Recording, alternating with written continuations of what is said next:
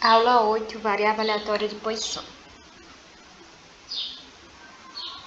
Nesta aula, nós vamos estudar sobre uma variável aleatória de Poisson. Uma variável aleatória de Poisson, ela é o número de sucessos, a ocorrência de um evento, registrado em uma amostra de área fixa ou durante um intervalo de tempo fixo.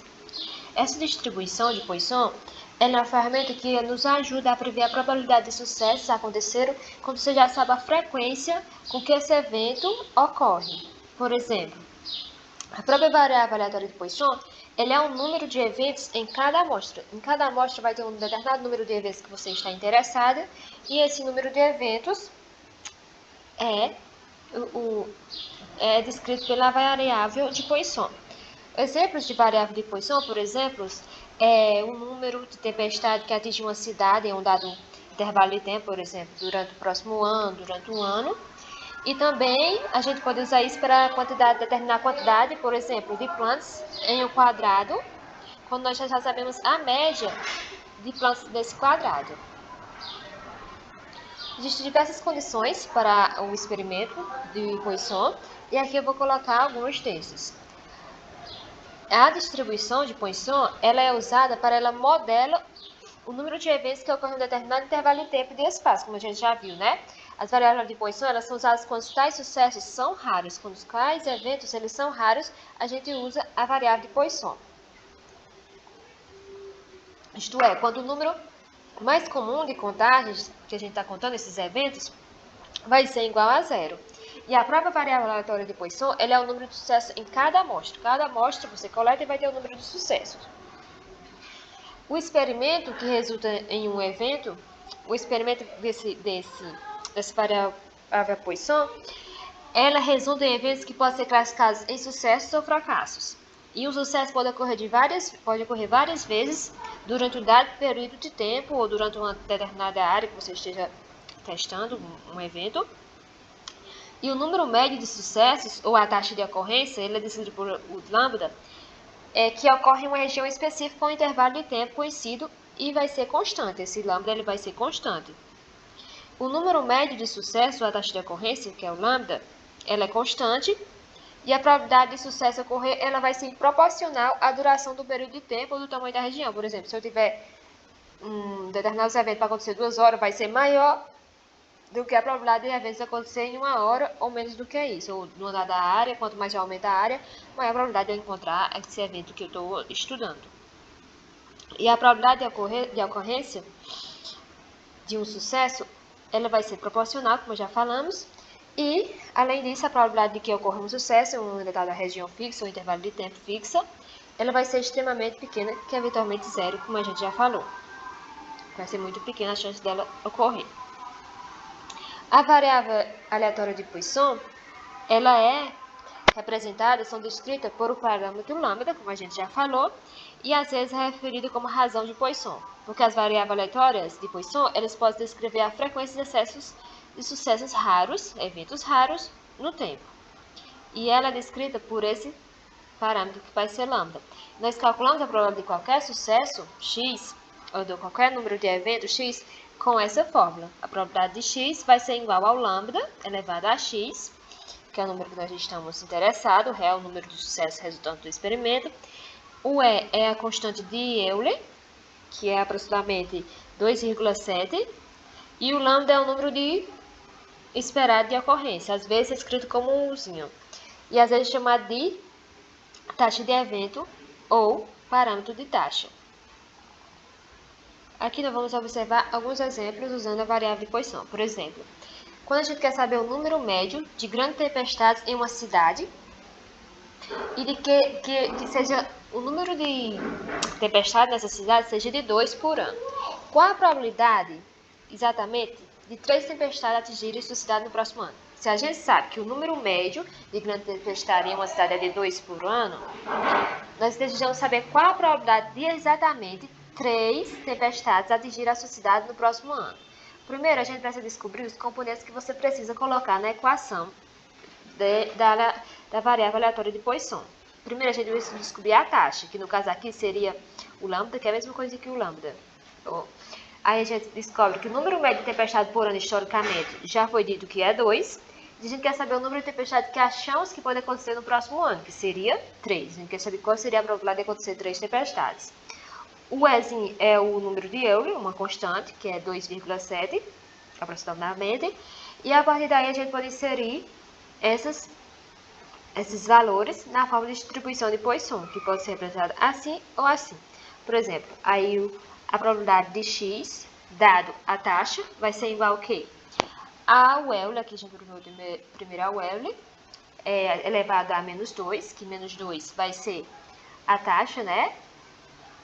Vezes a divisão da taxa por elevado a x, dividido pelo fatorial do x, que nesse caso daria 0,180, que aproximadamente a probabilidade de 3 tempestades acontecer no próximo ano vai ser 18%. A gente pode colocar na formulazinha aqui, ó, o número,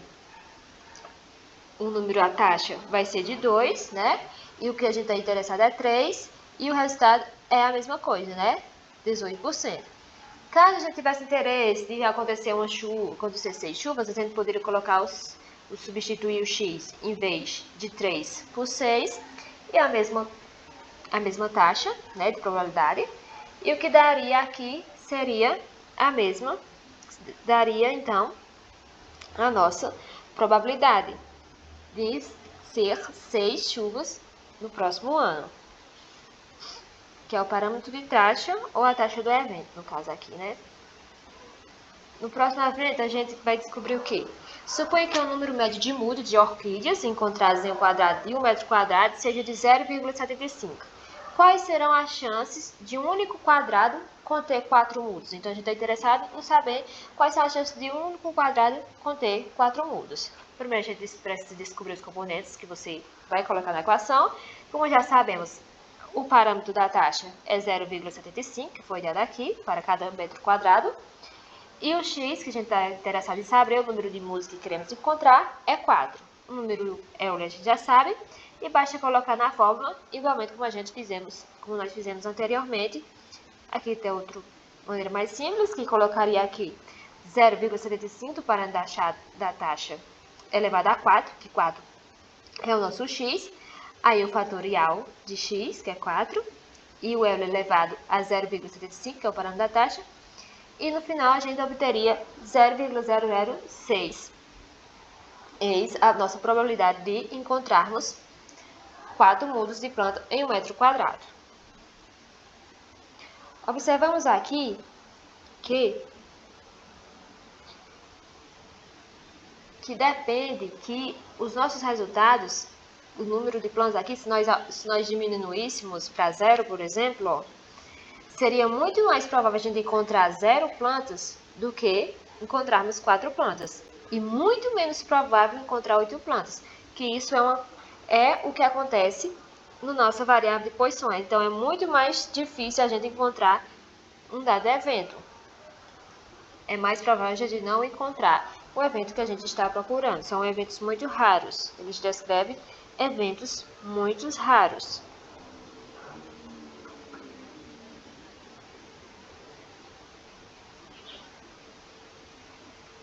Aqui vamos para o exemplo de Richter e Mariana. Você lembra que a gente trabalhou o exemplo de Richter e Mariana em Massachusetts? Aqui a gente vai utilizá-lo para entender a variável de Poisson. No exemplo da variável aleatória de Poisson, nós podemos usar essa planta para encerrar nossas discussões sobre essa variável. Nós descrevemos a aplicação da distribuição de Poisson à distribuição de planta rara Richter e Mariana. Os dados eles vão consistir no número de populações de Richter e Mariana registrada em cada uma das 349 cidades de Massachusetts entre 1913 e 2000. Embora cada população possa ser considerada um ensaio de Bernoulli independente, sabemos que é apenas um número de população, não sabemos os indivíduos todos, né? Então, não o número de plantas individuais, que nós não sabemos. Os dados de cada cidade são nossa unidade de amostragem para essas 349 cidades de amostras. Então, a maioria das amostras, 344, elas não têm nenhuma população de Richter e Mariana. Então, o número médio de populações é calculado dividindo isso.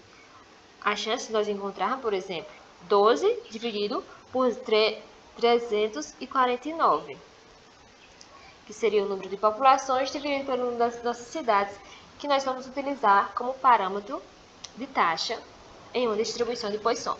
Como a gente descobriu esse 12 é o quê? É a ocorrência, o número de ocorrência de populações de Richter. Por exemplo, aqui nós percebemos que existe uma população de Richter em 3 cidades. 2 não existe 0, 3 populações não existe 0, 4 populações em cada cidade existe uma vez e 5 populações existe uma vez. Então, isso quer dizer que nós temos 3 populações, mais 4 populações, mais 5 populações, que dá igual a 12, e dividimos pela nossa quantidade de cidades, que seria 349, e aí teríamos 0,034 é nosso parâmetro de taxa, que vamos utilizar para descobrir a probabilidade de Poisson de cada uma dessas quantidades de populações. Em seguida, nós calculamos a probabilidade de um determinado número de populações em cada cidade. Por exemplo, de 0, a probabilidade é 0,96. De 1, 0,033. E assim por diante.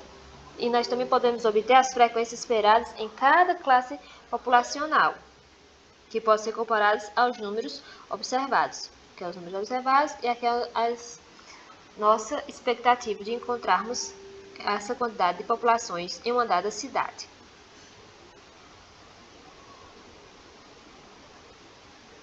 Aqui podemos usar o gráficozinho, né, para observar. Por exemplo, a chance de encontrar 0 é muito maior do que a chance de encontrar 1, e assim por diante. A chance de encontrar cada vez vai diminuindo a chance de encontrar, a probabilidade de encontrarmos uma grande populações, como é a característica da variável aleatória de Poisson. Por exemplo, aqui podemos observar novamente que existe uma relação entre as distribuições de Poisson e a binominal.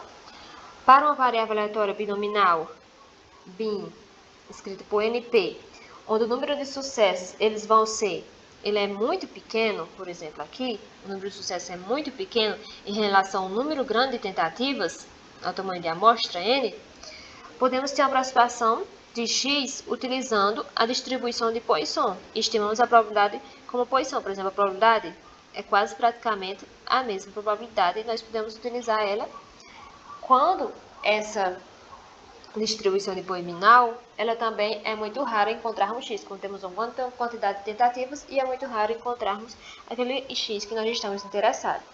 No entanto, a distribuição binominal ela vai depender da probabilidade de sucessos de P e do número de tentativas N. Então, ela vai depender do número de sucessos e a probabilidade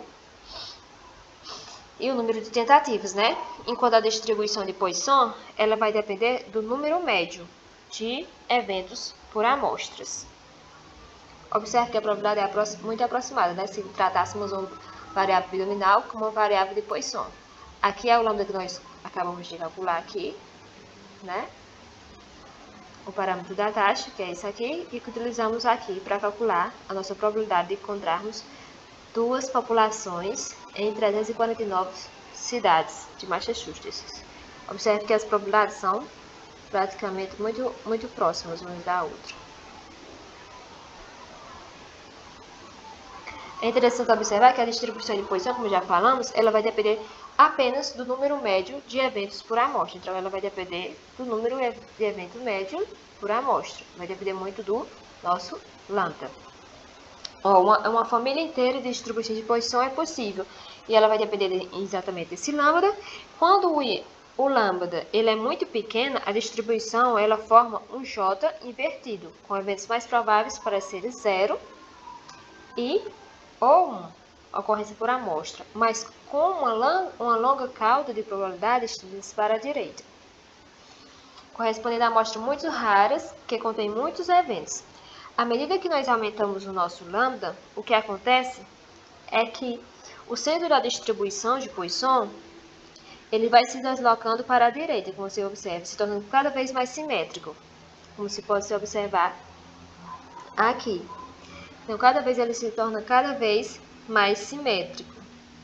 Então, a distribuição binominal e as de Poisson são discretas e vão assumir apenas valores inteiros, com valor mínimo de 0 de 0. No entanto, a abdominal, ela sempre é limitada entre 0 e o número de tentativas. Em contraste, a cauda direita de Poisson, o que acontece? Ela é limitada, ela não é quase limitada, ela se estende até o infinito. Embora as probabilidades rapidamente se tornem extremamente pequenas para números grandes, sucesso, por exemplo, é muito difícil você achar um sucesso em uma única amostra, embora sejam infinitamente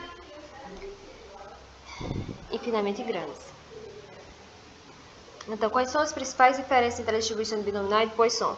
As principais diferenças é que a distribuição binominal ela vai ser aquela que conta a probabilidade de sucessos e fracassos em um número fixo de tentativas.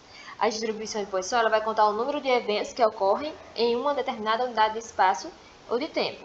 A natureza da distribuição binominal ela é biparamétrica, enquanto que a distribuição de Poisson ela é uniparamétrica. Enquanto a de binominal ela é determinada por o número de tentativas e a probabilidade, ela é determinada pelo nosso lambda, a distribuição de Poisson. Aqui há um número fixo de tentativas na distribuição binominal, mas por outro lado, aqui há um número infinito de tentativas. A probabilidade de sucesso aqui é constante e aqui a chance é infinitesimal de sucesso. Nessa distribuição pode haver dois resultados possíveis, seja o número de sucesso ou o número de fracasso. Enquanto aqui o número é ilimitado de resultados de sucesso possível. A gente procura um número de sucesso. Aqui a média é maior do que a variância na binominal. E na distribuição de Poisson, a média vai ser igual à variância. Exemplos que nós podemos ter de binominal é a experiência de lançamento de moedas. Pode ser sucesso ou fracasso. E na distribuição de Poisson, que é uma que descreve uma distribuição em quais os eventos são muito raros, pode ser, por exemplo, erros de impressão em uma página de livro muito grande. E por hoje é só. Muito obrigada.